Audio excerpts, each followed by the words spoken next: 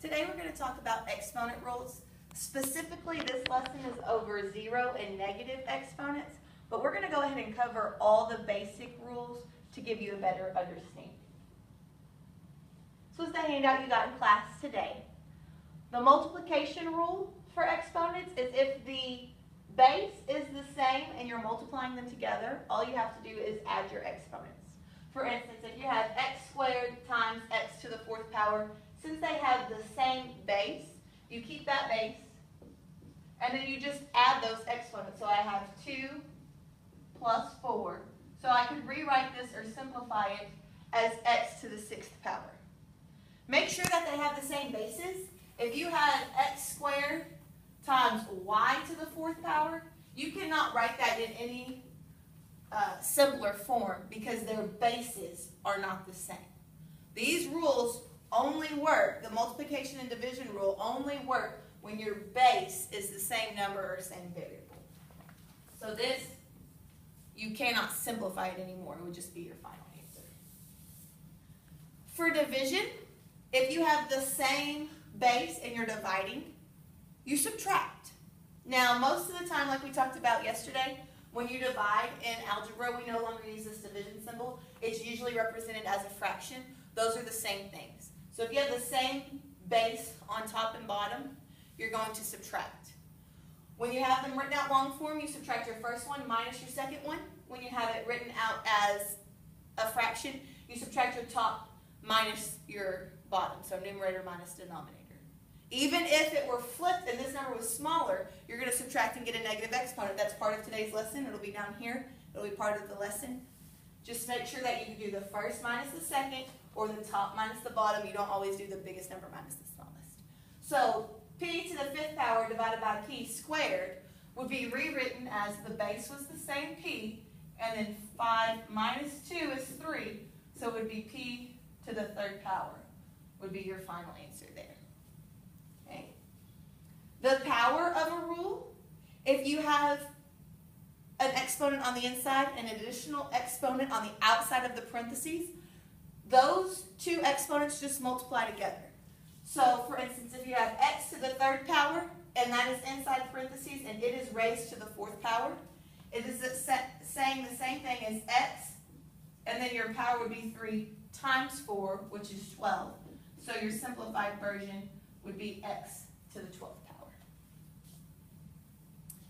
Anytime you have two base numbers on the inside and the exponent is on the outside, it is just distributed through to everything on the inside. For instance, if I have xy inside parentheses and it is raised to the fifth power, that fifth power just goes to everything inside of those parentheses. So it becomes x to the fifth power, y to the fifth power. Here you have the power of a fraction rule. This is when you have different numbers here. Still the same thing, that x is distributed into each part of that fraction. So let's say I had p over q raised to the third power. That's the same thing as p to the third power over q to the third power. The zero exponent, like we talked about yesterday for a little bit, and like today's main lesson, anything raised to the power of 0 is equal to 1. And then today's lesson is the negative exponent. Anytime you have a negative exponent, it just becomes a fraction. In 8th grade, we're not going to really concern ourselves with the fractional exponent. That's not something that you need until later in math. So really just these top sections here are what we're worried about. So on to today's lesson. Any non-zero number to the power of 0 is 0. I'm sorry. Any non-zero number to the power of 0 is 1. So that power rule that we talked about yesterday. Any non-zero number to a negative power is the multiplicative inverse of its nth power. That's just a lot of fancy math words for saying that a negative exponent is repeated division. Okay? And when we had, let me get this erased for you. When we talked yesterday about raising a base to a power, I had 5 to the third power. That was the same thing as multiplying 5 times itself 3 times. Well, when you make that a negative exponent, it's the same thing as repeatedly dividing by that number. And so when I divide, we represent that as a fraction in algebra. So a couple examples here. 5 to the power of 0 is equal to 1. X to the power of 0 is equal to 1. Anything you raise to the power of 0 besides 0 is 1. Anytime you raise something to a negative, so 7 to the negative third, we would turn that 7 into a fraction of 1/7, and it would be 1/7 times 1/7 times 1/7, or 1 over 7 to the third power. So the little cheat is just to take it and make that negative exponent positive by putting it in the denominator of a fraction. Let's look at some examples.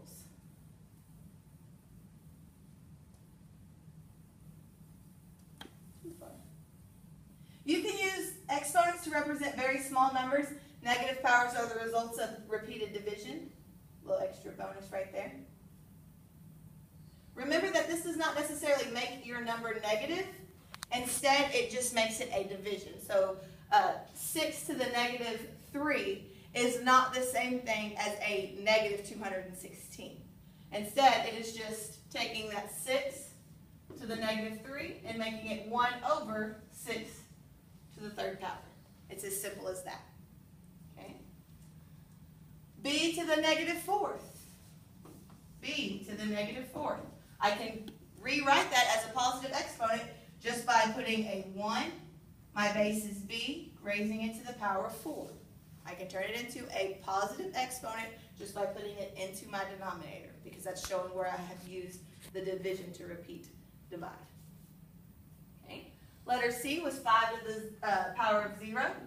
Remember, anytime we have something raised to the power of 0, it's 1. And then the last is m to the negative 3rd. I'm just going to take that and rewrite it as a fraction there, 1 over m to the 3rd.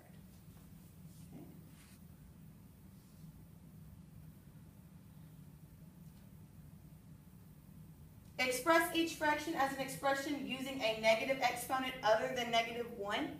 All this is doing the inverse, the opposite, and taking a fraction and turning it into a negative exponent. For instance, it has 1 over 5 squared. If I wanted to represent that using a negative exponent, I would just say it is 5 to the power of negative 2. So you can take it out of the denominator by creating a negative exponent.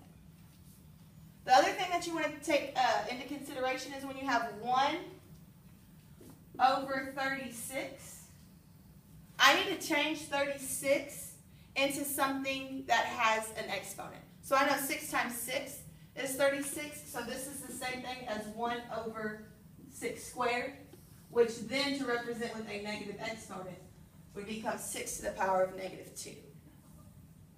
Okay? If there's multiple ways to represent a number, then you can use either one of those exponents to show.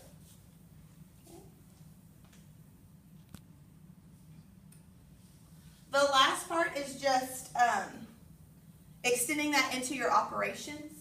So for instance, let me scroll up here just a little bit.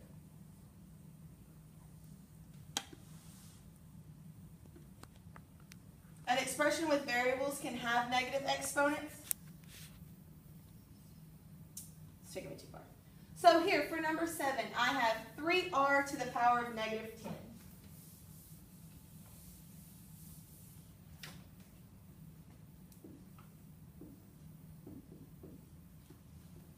Break that up using your orders of operations. That's the same thing as 3 times r to the negative 10. You kind of break them apart here into their two separate places.